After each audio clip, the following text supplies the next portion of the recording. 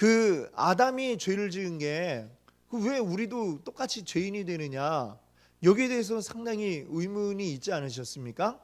예, 아무도 궁금하지 않으셨어요? 예, 궁금하셨었죠. 왜 아담이 죄 지었는데 왜 우리도 같이 죄인이 될까?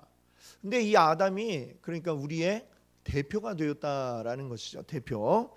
우리의 대표가 되어서 이 죄를 지었습니다. 아담 말고 내가 있었으면 좀 낫지 않았을까? 이런 생각도 아마 여러분들 하셨을 것 같아요. 근데 아담이 아니었으면 우리는 더 했을 거다라는 걸 알아야 됩니다. 왜 그럴까요?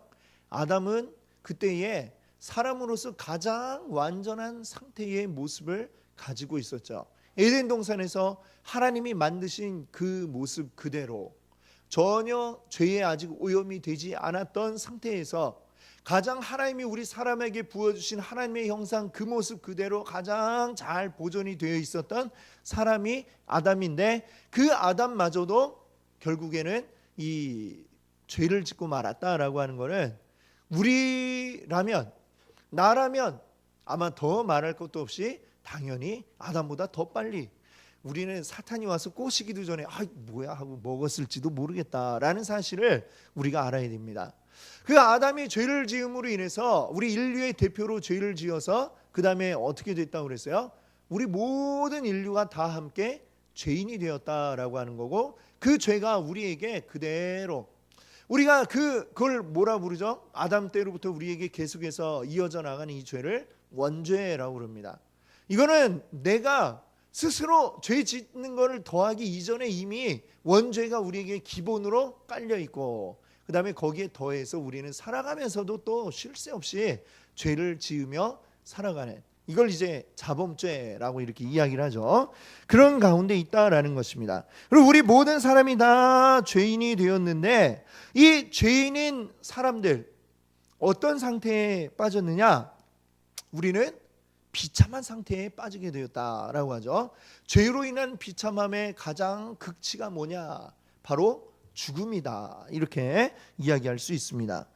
난 죄 지었는데 나 아직 안 죽었는데요 라고 말할 수 있을지 모르지만, 더 중요한 것은 뭐냐면 우리 육신도 당연히 죽게 될 뿐만이 아니라, 지금 당장 죽지는 않지만 나중에 죽게 되겠고요. 그뿐만 아니라 우리 죽음이라고 하는 것이 무엇을 의미하느냐?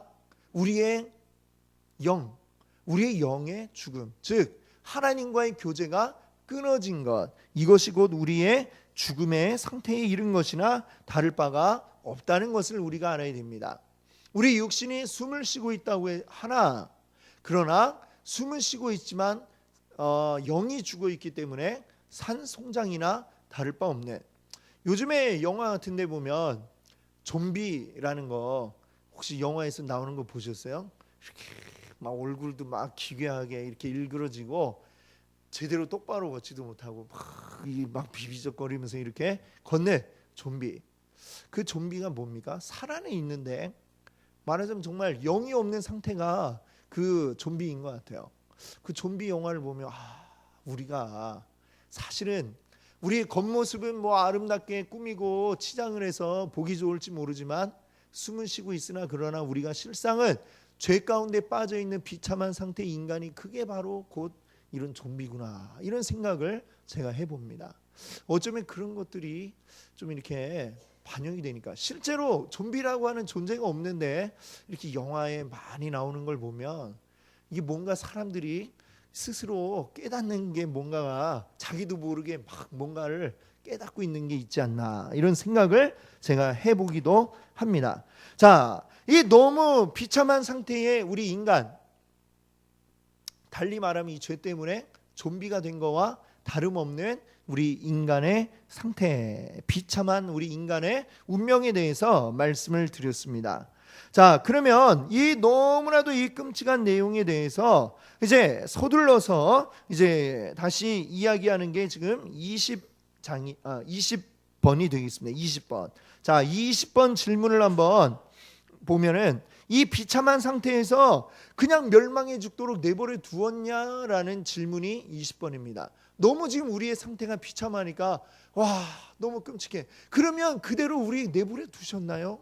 이렇게 묻고 있어요. 자, 20번을 한번 볼까요? 제가 질문을 할 테니까 여러분이 답을 한번 읽어봐 주세요.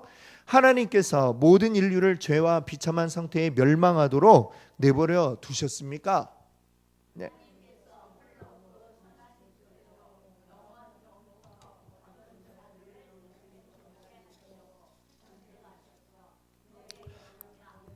들어가셨습니다. 그것은 한 구속자로 말미암아 그들을 죄와 불행의 상태에서 건져내시고 구원의 자리에 이르게 하려 하셨습니다. 아멘.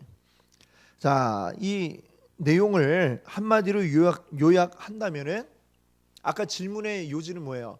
내버려 두셨느냐 이거죠? 이 답의 요지는 뭐겠어요? 그냥 그대로 내버려 두지 않으셨다. 이런 내용이 되겠습니다.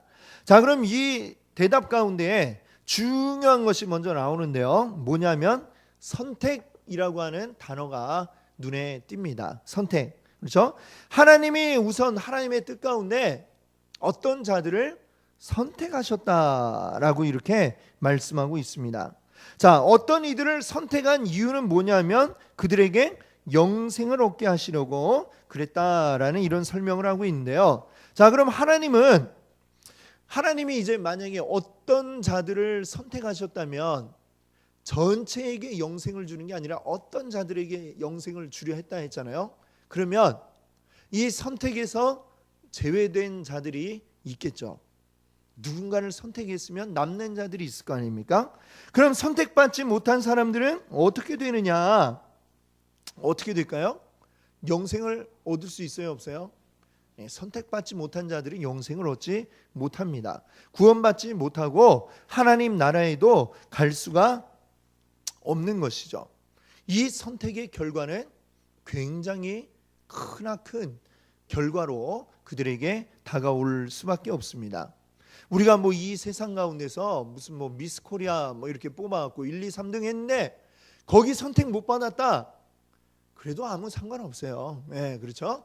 우리가 뭐 아쉬운 건 있지만 1, 2, 3등 못해도 뭐 어쩔 수 없는 거죠. 그렇다고 뭐 인생이 어떻게 잘못되는 건 아닌데, 그러나 이 선택은 하나님이 우리를 영생으로 이끄시느냐 아니면 내버려 두시느냐라고 하는 선택은 그 결과가 영생이 달려있다라는 것입니다. 지옥에 가느냐 천국에 가느냐 이것이 달려있다는 것이죠.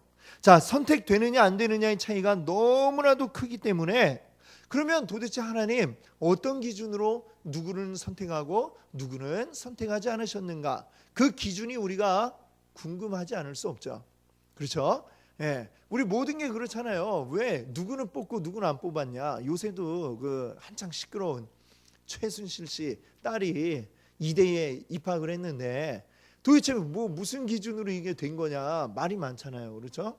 예, 왜 말이 많습니까? 이 대학을 갈 때 공정하게 이걸 해야 되는데 공정하게 이거 안 하고 그냥 무조건 뽑은 것 같다라는 의혹이 있어서 그것 때문에 시끄러운 것이죠.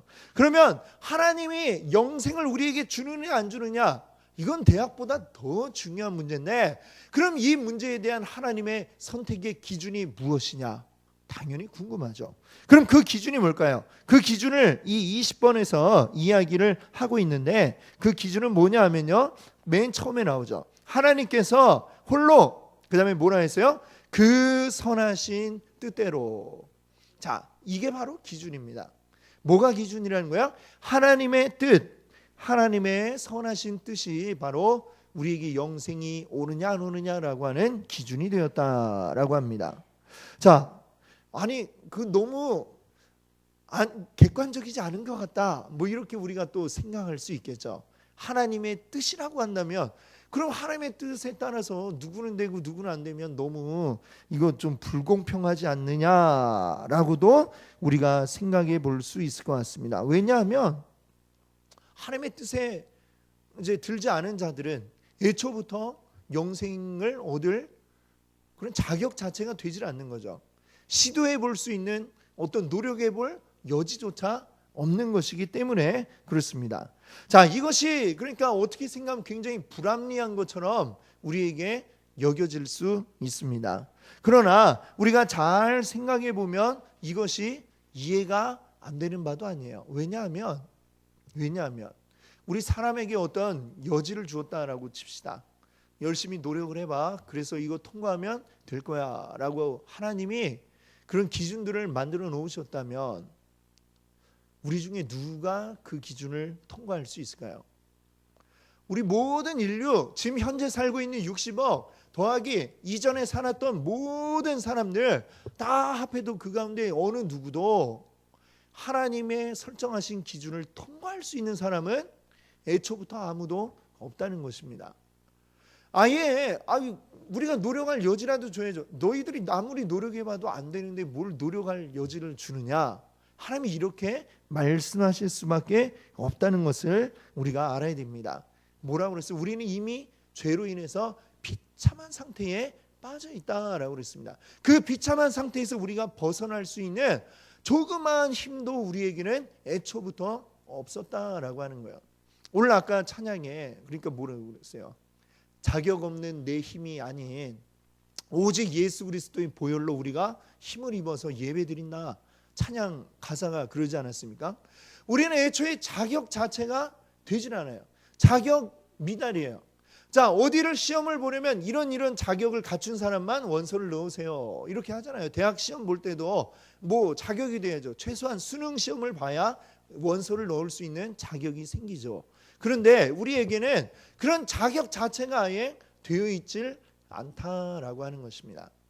그러니까 우리가 애초에 하나님께 이게 뭐 하나님의 뜻대로 하면은 이거 너무 불공평하다 이런 얘기를 할 게 아니라 사실은 우리는 전부 다 원래 뭐냐면은 원래 우리는 다 그냥 아예 애초에 시험에 응시할 자격도 되지 않고 전부 다 불합격 처리돼 가지고 지옥에 떨어질 그러한 신세들이다라는 것을 우리가 먼저 기억하지 않으면 안 되는 것입니다. 그런데도 불구하고 하나님이 어떻게 하셨다는 거예요? 자격 없는 우리들을 그 가운데 그나마 몇 명이라도 하나님께서 영생으로 인도하셨다라는 사실을 우리가 기억해야 되겠습니다. 자, 여러분 그런 질문 있잖아요. 뭐 어떤 집에 아내가 신랑에게 자기는 나랑 시어머니랑 빠지면 누구를 먼저 구해줄 거야? 뭐 이런 그런 질문을 하잖아요. 그럴 때 대답을 잘해야 되는데 얼마 전에 뉴스 기사를 보니까 중국에 어떤 분은 진짜로 이제 물에 빠진 아내를 두고 자기 어머니를 먼저 이제 구했는데 아내가 또 어떻게 하여튼 안 죽고 살았대요. 그래가지고 이혼을 했다는 그런 기사가 있었습니다. 하여튼 뭐 근데 이 절체절명의 순간에 그렇죠? 물에 누군가 여러 사람이 빠져 있다 그러면 우리는 어떻게 해야 됩니까? 하여튼 누군가는 일단 먼저 구해야 되지 않겠습니까? 그렇죠? 그냥 누굴 구해야 될지 모르겠다. 이 사람을 해야 될지 이 사람을 해야 될지 그 모르겠는데 하고 고민만 하고 있으면 어떻게 돼요? 둘 다 죽잖아요.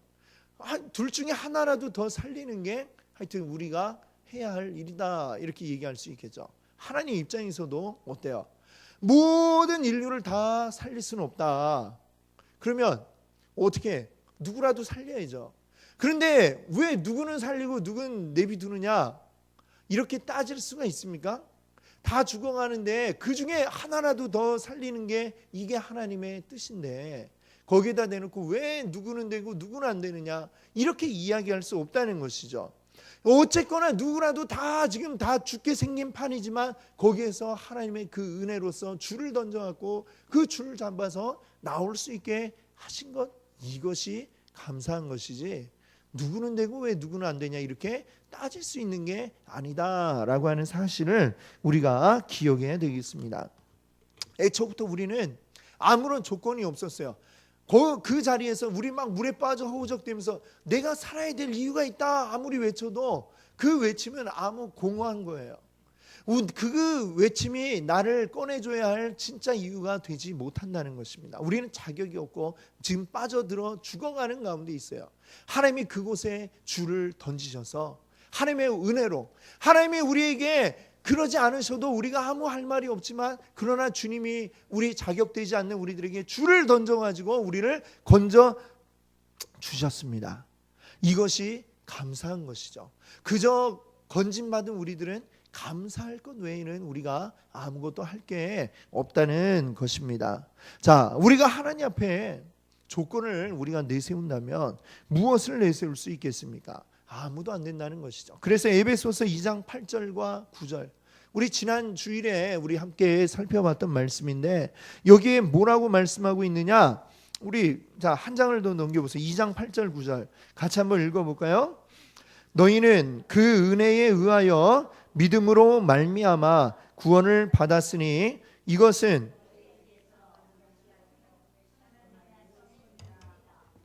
행위에서 난 것이 아니니 이는 누구든지 자랑하지 못하게 함이라. 아멘.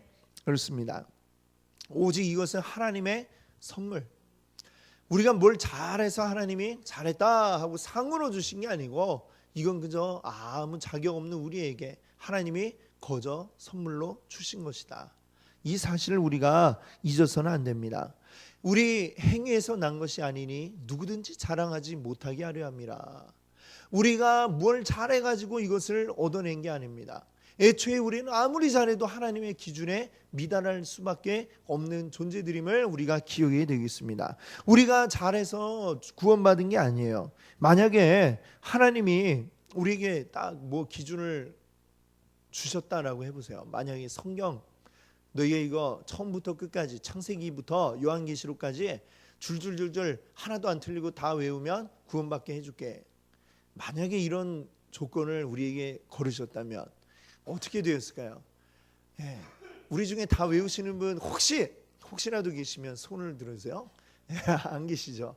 예, 중간중간 우리가 한 구절 두 구절씩 이렇게 외우는 게 있는데 이거 다 외우는 사람 전 세계에도 뭐 그렇게 혹시 있을 수는 있어요. 있을 수는 있어요. 없는 게 아니라 있을 수 있습니다만 그렇게 많지는 않을 겁니다.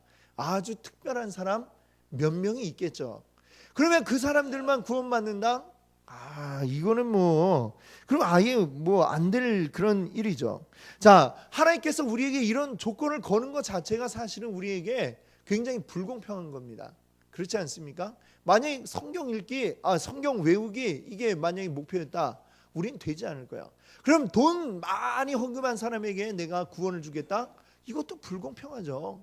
예? 돈 많은 사람, 어느 정도 이상할 수 있는 사람, 그런 사람 전 세계에 딱 정해져 있을 수밖에 없는데, 그럼 나머지는 다 어떻게 된다? 아예 어떤 조건을 우리에게 내거는 것 자체가 우리에게는 굉장히 모든 게 불공평한 것이고 우리에게는 모든 기회를 박탈해버리는 이런 것일 수밖에 없는 것입니다. 근데 오히려 하나님은 우리에게 하나님의 그 선하신 뜻을 따라 우리가 분명히 그 가운데 어떤 기준인지 분명히 우리는 알 수 없지만 하나님의 그 뜻을 따라서 누군가 선택받게 되었고 놀랍게도 그 선택 가운데 우리가 포함이 되어서 오늘 이렇게 하나님의 말씀을 우리가 나누고 예배할 수 있다는 것이 이게 감사한 것입니다. 그 선택에 내가 포함이 되었다는 게 그것이 감사한 것이고 주님께 감사의 눈물을 흘릴 수밖에 없는 우리는 상황이다라는 것을 우리가 한시도 잊어서는 안 될 것입니다. 우리가 그것을 늘 기억하고 오직 하나님의 선물, 이 선물이 나에게 주어졌음을 여러분 감사하시는 여러분 되시기 바랍니다. 자, 우리가 이 20번에서 우리가 또 한 가지 볼 것은 하나님이 이렇게 하나님의 뜻으로 어떤 자들을 선택하셔가지고 그 다음에 그들과 은혜의 언약을 맺으셨다라고 하는 것을 우리가 알아야 되겠습니다. 여기에 뭐라고 그랬어요? 그 선하신 뜻대로 영원 전부터 어떤 자들이 영생을 얻게 하시려고 선택하셔서 그 다음에 뭐라 했습니까? 은혜의 언약 관계로 들어가셨습니다. 은혜의 언약 관계로 들어갔다.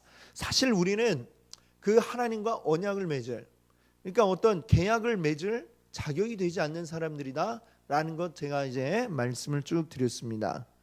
자, 이 계약, 은혜의 언약이라는 거 우리가 앞에서도 우리가 봤습니다만 무엇을 조건으로 한다고 그랬죠? 오직 순종을 조건으로만 이것을 우리에게 주었습니다. 12문에 보세요. 12문. 우리 2페이지 12문을 한번 답을 한번 보십시오. 거기에 한 답을 읽어볼까요? 하나님께서는 사람을 창조하신 후에 완전한 순종을 조건으로 삼아 생명의 언약을 맺고, 네, 여기까지 보겠습니다. 그렇죠? 우리와 계약을 맺으셨는데요. 하나님이 그 조건이, 유일한 조건이 하나 있는데, 그것은 완전한 순종을 조건으로 우리에게 우리와 계약을 맺으셨다, 이렇게 말씀하셨습니다. 우리가 이제 이 죄로부터 다시 돌이켜 하나님과 생명의 은혜의 언약을 맺을 때에도 마찬가지예요. 그 조건, 우리가 다른 것으로 하나님의 조건을 만족할 수 없습니다. 우리가 다른 우리의 행위로 그 조건을 채울 수가 없습니다. 오직 무엇이 우리에게 요구됩니까? 바로 순종으로만 모든 것이 이루어진다라는 사실을 우리가 기억할 수 있기를 바랍니다. 이것이 바로 뭐예요? 이게 바로 은혜의 언약이다라고 하는 겁니다. 은혜의 언약, 이 은혜가 뭐예요? 하나님이 우리에게 선물로 주신 것이 은혜입니다. 다른 어떤 것을 우리에게 요구하지 않고 선물로 거저 주신 것이 은혜입니다. 이 은혜에 우리가 뭔가를, 다른 것을 하나님께 갖다 바칠 수도 없고, 그리고 그러할 필요도 없습니다. 하나님이 우리에게 그저 선물로 주셨기 때문이죠. 자, 그러면 그 은혜는 우리에게 어떻게 주어졌습니까? 바로 한 구속자로 말미암아 우리에게 주어졌습니다. 오늘 이 신문의 그 답이 이야기를 하죠. 이 은혜의 언약 관계로 들어왔습니다. 그것은 한 구속자로 말미암아, 구속자, 이 구속이라고 하는 게 뭐 죄 지은 사람이 이렇게 수갑 차고 들어가는 것도 구속이지만, 성경에서 이야기하는 구속은 뭐예요? 구원받아서 속량되는, 이것이 바로 구속이죠. 자, 원래 구속하다라는 말은 노예 시장에서 사용되던 그러한 용어였습니다. 노예 시장에서 노예 시장에 이제 많은 노예들이 이렇게 쫙 줄을 서 가지고 있겠죠. 그리고 그 잡혀 있는 노예들을 이제 딱 보고 예 해 가지고 이제 사갑니다. 자, 그때에 내 노예로 삼겠소, 이 사람을. 그러면 그 노예를 가져오는 대신에 어떻게 해야 돼요? 돈을 줘야 되죠. 그렇죠? 그게 바로 뭐냐면, 그게 구속하는 겁니다. 자, 내가 이 사람을 값을 주고 산다라는 게 구속한다라는 그런 의미를 가진 말이 되는 것이죠. 즉, 우리는 누구의 노예된 상태예요? 죄의 노예가 되어 있던 상태죠. 이전에 우리의 모습은 죄로 인해서 타락하고 죄의 노예가 되어 있는, 그래서 죄의 노예가 되어가지고 막 이렇게 쇠사슬에 묶여 있는 이런 상태입니다. 그때 한 구속자, 예수 그리스도가 우리에게 오셔서 대신 값을 지불하고 우리를 거기에서 사셨어요. 사가지고 우리를 다시 노예처럼 부리는 게 아니라 우리에게 자유를 주셨다라고 말씀하고 있는 것입니다. 그리고 그 구속의 값이, 지불하신 값이 무엇입니까? 예수님의 보혈인 것이죠. 예수님의 보혈을 우리를 대신에 흘려주셔서 우리 값을 지불해 주시고 우리에게 자유함을 주셨다. 이 사실을 우리가 오늘 기억해야 되겠습니다. 그 예수님의 그 구속하시는, 우리 값을 대신 치러주시는 이 은혜가 없었더라면 우리는 이렇게 지금 자유롭게 예배할 수가 없는 것이죠. 주님을 우리의 구주로 고백할 수도 없는 것입니다. 믿음이라는 것은 우리가 알 방도가 없는 것이죠. 주님의 그 값없는 은혜로서 우리가 이 구원을 얻게 된 줄 믿습니다. 아멘. 이제 우리가 이 은혜의 언약 가운데서는 우리에게 더 다른 것이 요구되지가 않습니다. 노예에게 돈이 있겠어요? 뭐가 있겠어요? 노예가 뭐 아무것도 가진 건 몸밖에 없는데 아무것도 없죠. 우리가 뭔가를 할 수도 없지만, 그러나 이제 우리가 뭐 할 필요도 없습니다. 왜요? 오직 예수님이 다 값을 치러주셨기 때문에 우리에게 요구되는 한 가지, 무엇입니까? 바로 믿음인 줄 믿습니다. 아멘. 우리를 바로 이분이, 예수 그리스도가 우리를 구원해 주셨구나라고 하는 그 믿음만 있으면 우리는 그 자유를 누릴 수 있다는 것입니다. 자, 이 믿음이라는 것도 그래요. 믿음도 우리가 억지로 믿어야지 하면 믿어지나요? 그렇지 않습니다. 이게 믿음이라는 건 이게 막 억지로 믿는다 생각하면 막 믿어지고 이런 게 아니죠. 믿음이란 결국 예수 그리스도께서 우리 주의 성령이 우리 안에 오셔서 우리의 마음을 어루만져 주시면 우리 안에 믿음이 생겨나게 되는 것입니다. 내가 지금 믿고 있는 이 믿음도 내가 내 의지로 된 것이 아니라는 사실을 우리가 기억해야 하겠습니다. 모든 것이 다 마찬가지로 하나님의 선택하심과 하나님의 그 은혜로서만 우리에게 이 구원이 주어져 있다는 사실을 이제 우리가 믿는다는 것은 이걸 내 걸로 받아들이는 거예요. 주님이 나를 자유하게 해주셨어. 이거를 내가 받아들이고 그러면 어떻게 해야 돼요? 자유한 자는 자유하게 살아야죠. 근데 계속해서 뭔가에 얽매여 있고 사람들이 점 보러 가는 게 그렇지 않습니까? 이 스스로를 얽어매려고 가는 거잖아요. 점 보면 뭐라고 그래요? 하다못해 신문에 나와 있는 오늘의 운세, 이것만 딱 봐도 어떻게 되느냐? 이제 제가 소띠니까 만약 소띠 딱 보면 소띠 오늘은 물을 조심하고 뭐 이렇게 나와 있다고 해봐요. 그럼 하루 종일 물 마실 때 어떤 마음이 들겠어요? 물을 조심하라고 그랬는데 물 마시는 게 깨름칙하겠죠. 그렇죠? 그리고 막 비가 온다. 비가 오는데 어떡하지? 아마 하루 종일 그 사람은 물에 대해서 얽매여서 살아갈 수밖에 없게 됩니다. 이게 얼마나 미련한 짓이에요? 그렇죠? 주님 말씀하신 것처럼 너희가 염려함으로 키를 한 자라도 더할 수 있겠느냐? 내가 염려하면 나에게 올 어떤 사고가 날 만약 운명이었다라고 한다면 내가 염려하면 사고가 날 게 안 나고 이렇게 되겠습니까? 날 거는 어차피 내가 염려해도 다 나고 안 될 일은 어차피 내가 염려하거나 말거나 안 일어납니다. 우리는 쓸데없는 걱정들을 많이 하죠. 그게 바로 뭐예요? 스스로 얽매이는 것이에요. 자유한 자들, 주님 안에서 자유한 자들에게는 그런 것이 필요가 없습니다.